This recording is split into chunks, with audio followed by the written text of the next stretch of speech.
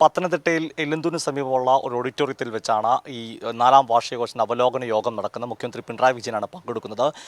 അവലോകന യോഗത്തിൽ 500ഓളം ക്ഷണിക്കപ്പെട്ട അതിഥികളുണ്ടാവും. അതിൽ സർക്കാരിൻ്റെ വിവിധ പദ്ധതികളുടെ അതിൻ്റെ ഗുണഭോക്താക്കൾ, അതുപോലെ വിവിധ സാംസ്കാരിക സാമൂഹിക രംഗത്തുള്ള പ്രമുഖർ, സാധാരണക്കാരെല്ലാം അണിനിരക്കുന്ന ഒരു സംവാദ പരിപാടി തന്നെയാണ് നടക്കുന്നത്. ഇപ്പോൾ നമ്മുടെ ഒപ്പം ഈ 4ാം വാർഷികത്തിലേക്ക് സർക്കാർ കടക്കുമ്പോൾ ഡെപ്യൂട്ടി സ്പീക്കർ ചിറ്റയം ഗോപകുമാർ ചേരുന്നുണ്ട്. അദ്ദേഹത്തോട് നമുക്ക് നേരിട്ട് ചില ചോദ്യങ്ങൾ ചോദിക്കാവുന്നതാണ്. നമസ്കാരം. ആദ്യം തന്നെ ഈ സർക്കാർ 4ാം വാർഷികത്തിലേക്ക് കിടക്കുകയാണ്. കഴിഞ്ഞ 9 വർഷവും അങ്ങും MLA ആയിരുന്നു. ഈ 9 വർഷം ഇടതുപക്ഷ സർക്കാർ എന്ത് മാറ്റമാണ് പത്തനംതിട്ട ജില്ലയിൽ കൊണ്ടുവന്നിരിക്കുന്നത്? കഴിഞ്ഞ 9 വർഷം നമുക്കറിയാം, 2016 മുതൽ 21 വരെ പ്രതിസന്ധികൾ നിറഞ്ഞ ഒരു കാലഘട്ടമായിരുന്നു. പക്ഷേ ആ കാലഘട്ടത്തെ അതിജീവിക്കാൻ LDF ഗവൺമെൻറ് കഴിഞ്ഞു.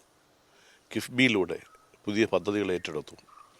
അങ്ങനെ കഴിഞ്ഞ 2016 മുതൽ 21 വരെയും 21 മുതൽ ഈ 25 വരെ ഏതാണ്ട് 9 വർഷക്കാലം പത്തനംതിട്ട ജില്ലയിലെ വിവിധ മേഖലകളിൽ സർവ്വതല സ്പർശിയായിട്ടുള്ള വികസനമാണ് ഗവൺമെൻറ് എത്തിക്കാൻ കഴിഞ്ഞത്. BM&BC നിലവാരമുള്ള റോഡുകൾ, അതുപോലെ തന്നെ ഇൻ്റർനാഷണൽ സ്റ്റേഡിയം, നമ്മുടെ Konni medical college, general hospital, Adoor general hospital, Ranni, Konni, Thiruvalla taluk ആശുപത്രി അടക്കം ആ ആരോഗ്യ കേന്ദ്രങ്ങളെല്ലാം ദേശീയ നിലവാരത്തിലേക്ക് കൊണ്ടുവരാൻ കഴിഞ്ഞു. ഒരു മനുഷ്യന് വേണ്ടുന്ന ആരോഗ്യ സംരക്ഷണവുമായി ബന്ധപ്പെട്ട അടിസ്ഥാന സൗകര്യങ്ങളെല്ലാം ഒരുക്കാൻ നമുക്ക് ഈ ആരോഗ്യ മേഖലയിൽ കഴിഞ്ഞു. വിദ്യാഭ്യാസ മേഖലയിൽ എടുത്തു പരിശോധിക്കുമ്പോൾ നമ്മുടെ LP, UP, high school, higher secondary സ്കൂളുകളെല്ലാം തന്നെ മികവിൻ്റെ കേന്ദ്രങ്ങളാക്കി അടിസ്ഥാന സൗകര്യങ്ങൾ നമുക്ക് സാധ്യമാക്കാൻ കഴിഞ്ഞു. ടൂറിസം മേഖലയിൽ നമുക്ക് കോന്നി ഇക്കോ ടൂറിസം അടക്കം എടുത്തു പരിശോധിക്കും ടൂറിസം മേഖലയിൽ വലിയ മാറ്റം ഉണ്ടാക്കിയെടുക്കാൻ കഴിഞ്ഞു. അങ്ങനെ യുവാക്കളെയും അതുപോലെ തന്നെ മറ്റ് സാമൂഹിക സാംസ്കാരിക രംഗത്തുള്ളവരെയും ഒക്കെ പരിഗണിച്ചുകൊണ്ട് എല്ലാ വിഭാഗം ജനങ്ങളെയും അവരുടെ ആവശ്യങ്ങൾ അറിഞ്ഞ് ഒരു സർവ്വതല സ്പർശിയായിട്ടുള്ള വികസനമാണ് പത്തനംതിട്ട ജില്ലയിൽ ഈ 5 നിയോജകമണ്ഡലം നടപ്പാക്കാൻ കഴിഞ്ഞത്. ഈ അങ്ങ് യാത്ര ചെയ്യുന്ന ആളോടെയാണല്ലോ, ഡെപ്യൂട്ടി സ്പീക്കറോടെയാണ്. ഇപ്പം 90% റോഡുകൾ BM&BMC നിലവാരത്തിലേക്ക് എത്തിയാണ് പറഞ്ഞത്. ഈ ഒരു മാറ്റം അങ്ങേക്ക് ഫീൽ, കാരണം പണ്ട് ഇവിടെ പൊതുപ്രവർത്തനമായിട്ടൊക്കെ തന്നെ ഈ ജില്ല യാത്ര ചെയ്യും. അപ്പോൾ ഈ യാത്ര റോഡുകളുടെ ഒരു മാറ്റം അങ്ങേക്ക് അത് അനുഭവത്തിൽ കൂടെയും? തീർച്ചയായിട്ടും നമ്മുടെ ജില്ലയിലെ ഇപ്പം എല്ലാ മണ്ഡലങ്ങളിലും, ഞാൻ പറഞ്ഞല്ലോ ആദ്യം തന്നെ സൂചിപ്പിച്ച എല്ലാ മണ്ഡലങ്ങളിലെയും പ്രധാനപ്പെട്ട റോഡുകൾ ഏതാണ്ട് 90% റോഡുകൾ BM&BC നിലവാരത്തിൽ ഇപ്പോൾ പൂർത്തീകരിച്ച് കഴിഞ്ഞു.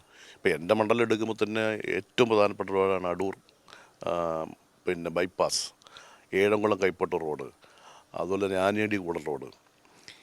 ഇതടക്കം ഞാൻ ജില്ലയിലെ എല്ലാ മണ്ഡലത്തിലും കൂടെ സഞ്ചരിക്കുന്നതാണ്.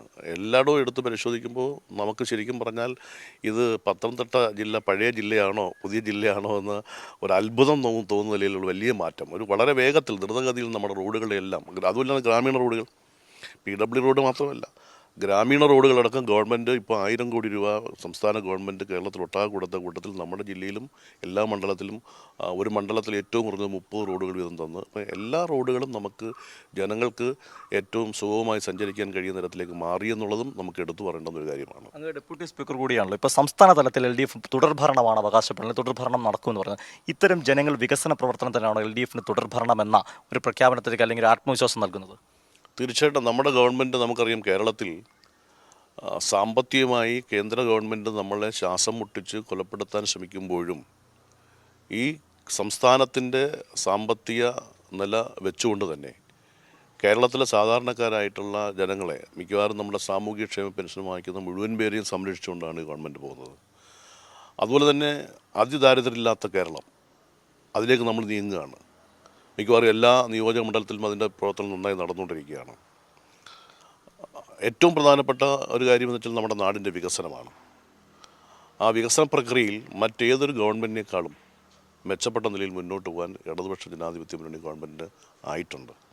ഞാൻ ആദ്യം സൂചിപ്പിച്ചതാണ്, ഒരു ഗവൺമെൻറ് എങ്ങനെയായിരിക്കണം, ഓരോ പ്രദേശത്തെ ജനങ്ങളുടെ ആവശ്യം എന്താണ്.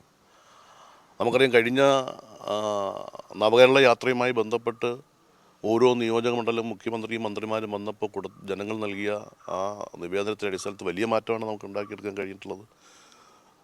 നമ്മുടെ ഗവൺമെൻറ്റിന് സാമ്പത്തിക പ്രയാസമുണ്ടെങ്കിലും ഓരോ ബഡ്ജറ്റിലും പുതിയ പുതിയ പദ്ധതികളാണ് ആവിഷ്കരിക്കുന്നത്.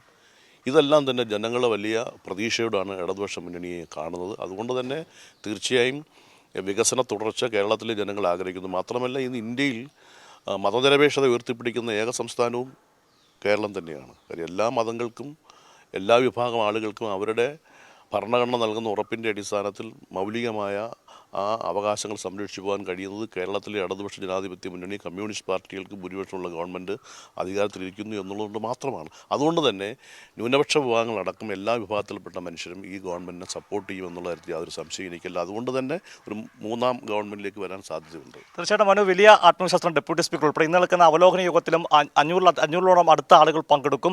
ഇതിനാൽ നമ്മൾ പറഞ്ഞു വന്നത് ആദ്യം ജില്ലയുടെ പൊതുവായ വികസനവും സംസ്ഥാന തലത്തും എങ്ങനെയാണ് ഇടതുപക്ഷ മുന്നണി വലിയ പ്രതീക്ഷ വെക്കുന്നതിൻ്റെ അടിസ്ഥാന കാരണങ്ങൾ കൂടിയാണ് ചൂണ്ടിക്കാട്ടാൻ ശ്രമിച്ചത്.